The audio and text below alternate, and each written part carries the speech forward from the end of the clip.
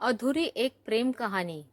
एक मुलगी होती, साधी सरळ, थोडीशी खट्याळ, नेहमी स्वप्नांच्या दुनियेत रंगलेली. आणि एक मुलगा होता, स्वाभिमानी, हुशार, नेहमी स्वतःमध्ये गुंतलेला. अशीच दोघांची एकदा ओळख झाली आणि त्यांची छान मैत्री झाली. त्यातूनच त्यांचे फोन कॉल आणि SMS चालू झाले. ती मुलगी रोज त्या मुलाला फोन आणि SMS करायची. जर तिने एखाद्या दिवशी कॉल किंवा SMS केला नाही तर तो तिच्यावर रागवायचा आणि तिला विचारायचा, काल तू फोन का नाही केलास? मी वाट पाहत होतो तुझ्या फोनची. मग ती त्याला सॉरी म्हणायची. नाही सॉरी, काल नाही जमलं फोन करायला. तिच्या या उत्तरावर तो समाधानी नसायचा. रोज त्यांचे फोन आणि SMS चालू असायचे. त्या मुलीला त्याच्याशिवाय करमत नसे. ती त्याला SMS करायची. त्यांचे एकमेकांशी संवाद वाढू लागले होते. ती एकटी असली की त्याच्या विचारात गुंतायची. कितीही ठरवलं की नाही त्याचा विचार करायचा, तरीही ती अधिकाधिक त्याच्यात गुंतत जात होती. कारण ती त्याच्या प्रेमात पडली होती. त्याच्या विचारात असताना त्याला आठवून गालातल्या गालात हसायची, गाणं गुणगुणायची. पाहिले न मी तुला, तू मला न पाहिले ना कळे, कधी कुठे मन वेडे गुंतले, पाहिले न मी तुला. आता तिला त्याची सवय झाली होती. तिला सतत त्याच्याशी बोलावंसं वाटायचं. हळूहळू ती त्याला ओळखू लागली होती. त्याचा मूड कसा आहे, का आहे, तिच्या ह्या गोष्टीचा त्याला आश्चर्य वाटत होतं. तो तिला विचारायचा, अगं तुला कसं कळलं की माझा मूड खराब आहे ते? ती त्याला म्हणायची, मैत्री केली आहे, थोडंफार तरी कळू शकतं. अशाने ती त्याच्यात आणखीन गुंतू लागली. त्याच्याशिवाय तिच्या मनात कोणी नसे. तिला त्याच्याबद्दल सगळं माहीत होतं. तो कसा आहे, त्याचा स्वभाव कसा आहे, त्याचं दिनक्रमच तिला माहीत झालं होतं. तो कधी जेवतो, घरी किती वेळ असतो, मित्राबरोबर किती वेळ असतो, कधी झोपतो, कधी उठतो. तिलाही वाटत होतं की तो तिच्यावर प्रेम करत आहे, पण तसं काही नव्हतं. असंच एकदा तिने त्याला फोन केला. दोघांच्या पण गप्पा छान रंगल्या होत्या. आता तिला त्याच्या मनातलं जाणून घ्यायचं होतं, पण काही केला तिला ते जमत नव्हतं. मग त्यानेच तिला विचारले, तू लग्न कधी करतेस?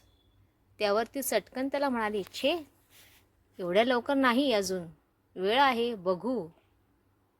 तू कधी करतोस लग्न? तेव्हा तो तिला म्हणाला, मी लग्न करणार नाही, मी एकटाच बरा आहे. मग त्याच्या उत्तरावर ती खूप दुःखी होते. काही क्षण तिला काहीच सुचत नाही. हा असा का बोलत आहे? पण स्वतःला सावरून ती परत त्याला विचारते, तू असा का बोलत आहे? तुझ्या आयुष्यात काही घडलं आहे का? तो अपसेट होऊन तिला म्हणतो, होय. आणि आता मला कोणीच नको, मी एकटाच बरा आहे, खूप खुश सुखी आहे. त्याच्या आयुष्यात खूप काही घडलं आहे हे कळल्यावर ती विषय बदलते आणि ते दोघे दुसऱ्या विषयावर बोलू लागतात.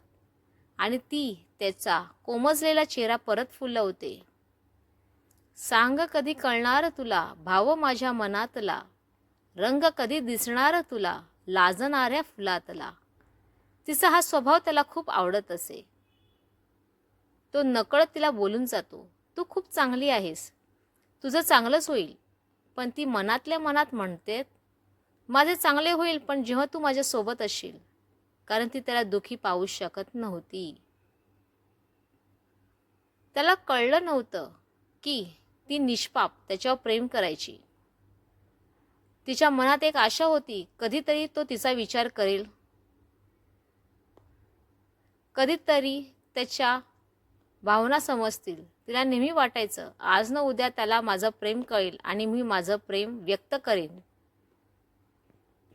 असेच 2-3 वर्ष निघून जातात.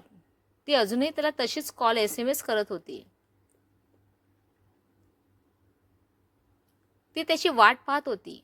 तिच्या मनात कुठेतरी आशा होती की तो पण तिच्यावर प्रेम करेल. गणेशोत्सव चालू होते. 7 दिवसाचे बाप्पा त्याच्या गावी निघाले होते. ती आनंदात गणपती विसर्जनाला निघाली होती. तिच्या मोबाईलवर सारखे कॉल येत होते. समुद्रावर पोचल्यावर परत तिला एक कॉल आला. तिने तो कॉल रिसीव्ह केला आणि ऐकलं, असलं कसलं तुझं आंधळं प्रेम, फसलीस, तुला फसवलं. ती पूर्णपणे घाबरली होती. काय झालं? अगं, तू ज्याच्यावर प्रेम करतेस तो मॅरिड आहे. हे ऐकून तिच्या पायाखालची जमीनच सरकते. ती स्तब्ध होते. एका आडोशाला होताना तिच्या पायात काच रुतते, पायातून रक्त वाहते आणि हे तिला माहीतच पडलं नाही. ती तशी स्तब्ध होती. तेवढ्यात तिचे मित्र आणि आई शोधत येतात. तिच्या पायाला पाहून तिची आई ओरडते, अगं, पायात काच गेली आहे आणि तुझं लक्ष कुठे आहे? आई मग पायातून काच काढते, पण तिचं हृदय त्या काचेप्रमाणे तुटलं होतं. तशीच जाऊन ती समुद्राच्या काठी बसते. कोणाला डोळ्यातले अश्रू दिसू नये म्हणून त्या पाण्यात भिजून आपले अश्रू लपवते. त्या रात्री तिला झोप लागत नाही. दुसऱ्या दिवशी ती तिला कॉल करते. डोळ्यातले अश्रू गिळून ती त्याला बोलते, ह्यापुढे मला कोणत्याही प्रकारचा कॉन्टॅक्ट करू नकोस. तो खूप गोंधळून गेला होता. ही अचानक अशी काय बोलते म्हणून. अगं, काय झालं? ती बोलते, तू खूप काही गोष्टी माझ्यापासून लपवल्या आहेस. त्याला तिच्या बोलण्याचा अर्थ कळतो. परत ती त्याला बोलते, तुला माहीत आहे का मी तुझ्यावर किती प्रेम करते?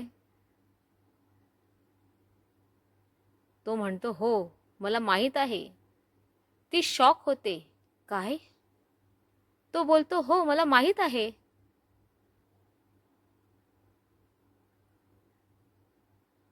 तू माझ्यावर प्रेम करतेस आणि मीही तुझ्यावर प्रेम करतो.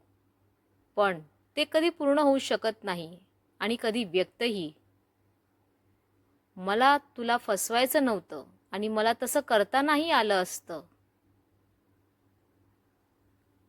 म्हणून मी तुला काही बोललो नाही. मी पण तुझ्यावर खरं प्रेम केलं. मलाही तुला बोलायचं होतं. पण मी घाबरत होतो की कदाचित हे सगळं समजल्यानंतर तू माझी मैत्रीही तोडशील. म्हणून मी तुला काही बोलत नव्हतो. मला निदान तुझ्याशी निव्वळ मैत्री तरी ठेवायची होती. मी तुला कधी मिळवू शकत नव्हतो, पण मला तुला गमवायचं पण नव्हतं. म्हणून मी गप्प होतो.